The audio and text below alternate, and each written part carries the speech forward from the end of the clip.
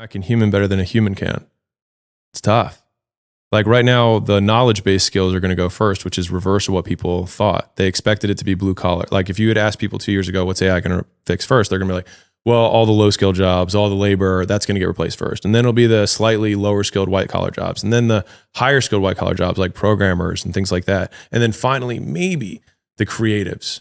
But it's been the exact opposite of that. It started with the most creative things like making images and paintings and pictures and essays and words. Like most of human communication in a creative venue, like it can do that first.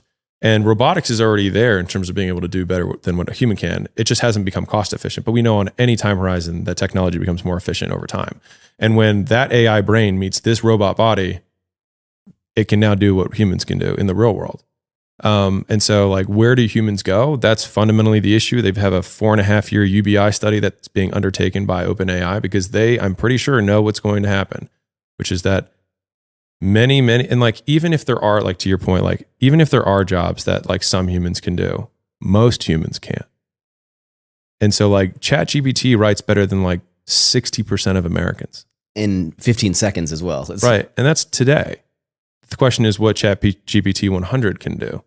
Maybe it writes better than all humans. Because there's something called the drift, which is right now AI is learning from humans, right? It's learning from the stuff we do and it's mimicking that. But in a future iteration, it will learn from itself. It'll be AI learning from AI. And then at that point, it starts to drift away from what we know to what is purely AI generated. And I mean, I've been very transparent. Like I'm very worried about what will happen for the vast majority of people. I'm a competitive person. We absolutely have embraced AI within our company, and it's because we don't have a choice, as far as I see it. Elon has far more clout than I do, and he lobbied with the government for years to get AI regulated, and they refused to hear him out at all. And the thing is, even if the US regulated it, China won't. And we need to stay competitive because if they use that against us, blah, blah, blah, blah. So it's tough. It's tough. It's super tough. And, like, what about education and things in schools? Like, they're like, no school technology can use ChatGPT. It's like, yeah, the kids don't have phones.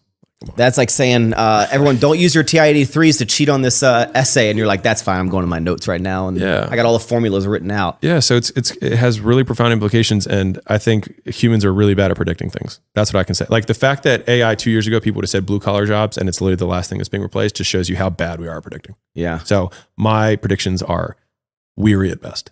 I hope it ushers in a golden era for humanity. I hope more than anything. We do nuclear fusion, and we cure all diseases, and we can reverse aging. Like I hope we can figure all that stuff out. But if you can get your logo designed in 5 seconds and get 10 different versions, who gets fired? Yeah, and get the designer. Alternate versions, alternate colors in a millisecond. Yeah. In the short term, and I said this in the video, the short term, the people who are going to do quality assurance on the stuff that ChatGPT spits out will be the opportunity. They'll actually have an outsized opportunity. So like if you know how to write code, then what happens is now you can write 10 times the code. So the execution has been delegated, but you still have to think is you validate that the code is correct or is good or does the job that it needs to. If like it can write code. If I were to ask it to write code, I don't know how to read code. So it doesn't matter that it can write code for me because I don't know how to judge it. So I still need a human to do that. And that human can now check 10 times as much code or 100 times as much code, which means the value of an expert increases in the short term. Long term, once the AI can check itself and can do it better than a human can, it can check millions of lines of code. Outside of business related things, just to go a little nerdy or deep on that, okay. Neuralink. Yeah. What do you think the future of, we have essentially like Petri dish babies now. I can choose the eye color, the hair color, what gender they're going to be. Yeah. And with the Neuralink, we might be able to, was it you that was watching a video that was, some people can do certain tasks, and with Neuralink, maybe everyone can have these attributes to them. There are some people with photographic memory. Now, what if everyone has access to photographic memory and everyone becomes superhumans? What do you think of the future race if everyone's just perfect? I mean, they'd be sick, honestly. They'd be better than the current race. Damn. I mean, at the end of the day, survival of the fittest means the survival of the most adaptable. And so if you have if you go from bioflesh that can get diseased, it can get hurt, it ages, it decays, right? And you have a robot that's, 100 times as strong, can upgrade itself, You can like, no one gets old because you literally can just upgrade yourself as you're going.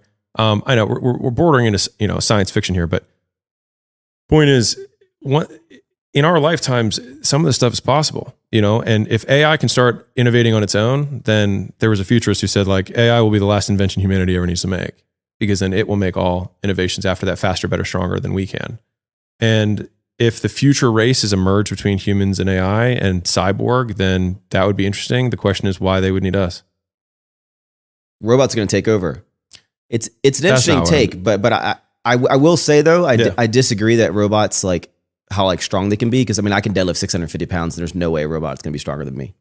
Period. With the whole AI thing, look, I do a lot of dumb jokes here. What do you think about that? Just see cranes, man. With AI, the whole idea is that you're offloading tasks you don't need to do. Back to kind of business. What is your, a lot of people you always hear about outsource, delegate. When do you think people need to get to the point where they are doing it? Like what are things that people shouldn't let go of and things that people should let go of immediately that generally they hold on too long? So again, I won't say should and shouldn'ts, but I would say if you're optimizing towards making the most money, then you have to trade up in higher leverage activities. So so leverage is just defined as the difference between inputs and outputs in a system. So if I do this, then I get this output. And so the leverage is the discrepancy between that. So if I have a 1-to-1 ratio, I have low leverage. If I have a 1-to-10 ratio, I have higher leverage, right?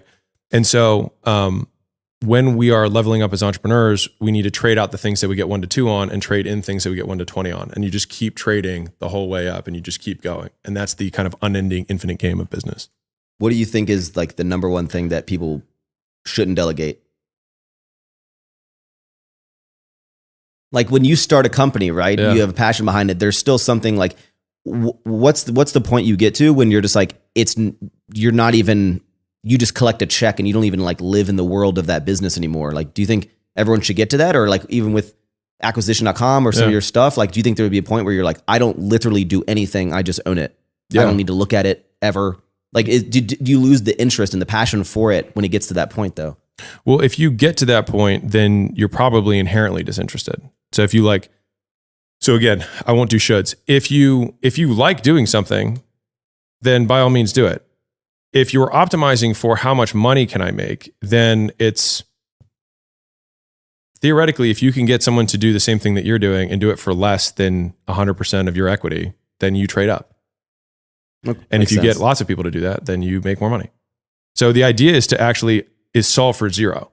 So if you solve for no time, no energy, then you have infinite leverage on that thing. And so if you have lots of zeros, then you have all your time and you have checks that are coming in. In terms of like life fulfillment, that's a totally different question. But if you have no commitments and you have cash flow that's going in, then if you want to, you could pursue the next business, if that's what you were interested in, or if you like painting or whatever, you know what I mean? So what are the things that people shouldn't outsource? Nothing. You should be able to, you can outsource whatever you want. I think it's just what goals do you have? If you love painting and your whole business is painting, as soon as you hire painters, you're no longer painting anymore. Is that what you wanted? Yeah. Some people, yes, some people no. Because the difference is if a painter wants to make money painting, that is different than somebody wanting to start a painting business. And so one is a business career, the other is a technician career. And a lot of people, and that's actually a really big one, a lot of people who are technicians love the craft and hate the business. And they need to decide whether they want to be business people or they want to be technicians. And I don't think there's a right or wrong answer. They just need to decide for themselves and then stop their expectations about having both. Because the businessman wishes he could paint all day. The painter wishes he could make the money